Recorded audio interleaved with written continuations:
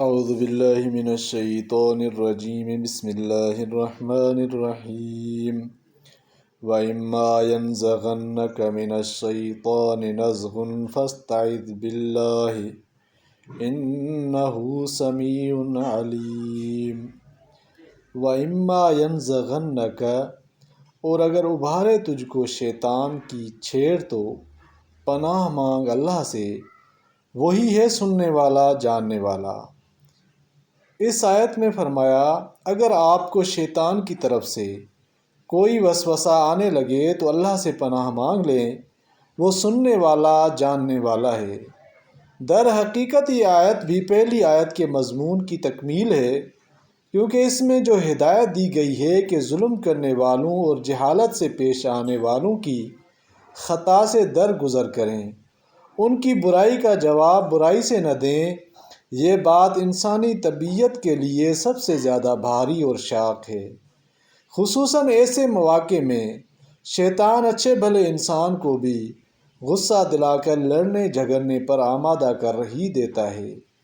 اس لیے دوسری آیت میں یہ تلقین کی گئی ہے کہ اگر ایسے صبر آزما موقع میں غصے کے جذبات زیادہ مشتعل ہوتے نظر آئیں تو سمجھ لو کہ یہ شیطان کی طرف سے ہے، اور اس کا علاج یہ ہے کہ اللہ تعالیٰ سے پناہ مانگ لو۔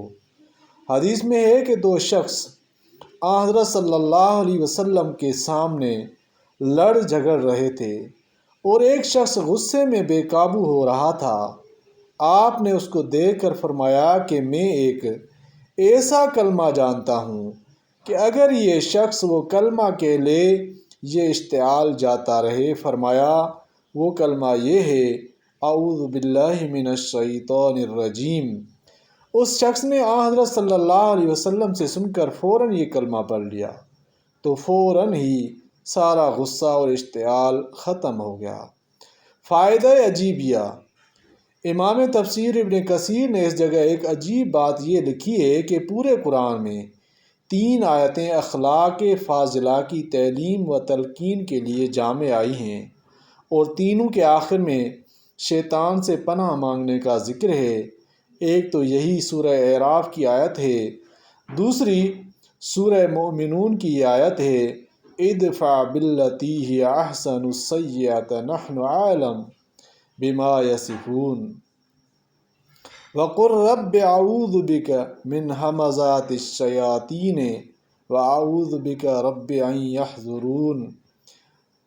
یعنی دفع کرو برائی کو بھلائی سے، ہم خوب جانتے ہیں جو کچھ یہ کہا کرتے ہیں، اور آپ یوں دعا کیجئے کہ اے میرے پروردگار میں آپ سے پناہ مانگتا ہوں شیطانوں کے دباؤ سے، اور میرے پروردگار میں آپ سے پناہ مانگتا ہوں اس بات سے کہ شیاطین میرے پاس آئیں۔ تیسری آیت سورہ حامیم سجدہ کی یہ ہے وَلَا تَسْتَوِي الْحَسَنَةُ وَلَا السَّيِّئَةُ ادْفَعْ بِالَّتِي هِيَ أَحْسَنُ فَإِذَا الَّذِي بَيْنَكَ وَبَيْنَهُ عَدَاوَةٌ كَأَنَّهُ وَلِيٌّ حَمِيمٌ وَمَا يُلَقَّاهَا إِلَّا الَّذِينَ صَبَرُوا وَمَا يُلَقَّاهَا إِلَّا ذُو حَظٍّ عَظِيمٍ۔ وَإِمَّا يَنزَغَنَّكَ مِنَ الشَّيْطَانِ نَزْغٌ فَاسْتَعِذْ بِاللَّهِ إِنَّهُ هُوَ السَّمِيعُ الْعَلِيمُ۔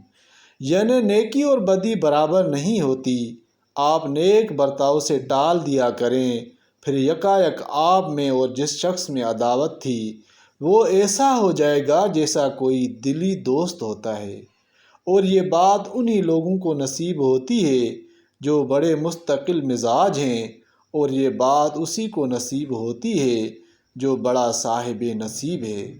اور اگر آپ کو شیطان کی طرف سے کچھ وسوسہ آنے لگے تو اللہ کی پناہ مانگ لیا کیجیے، بلا شبہ وہ خوب سننے والا اور خوب جاننے والا ہے۔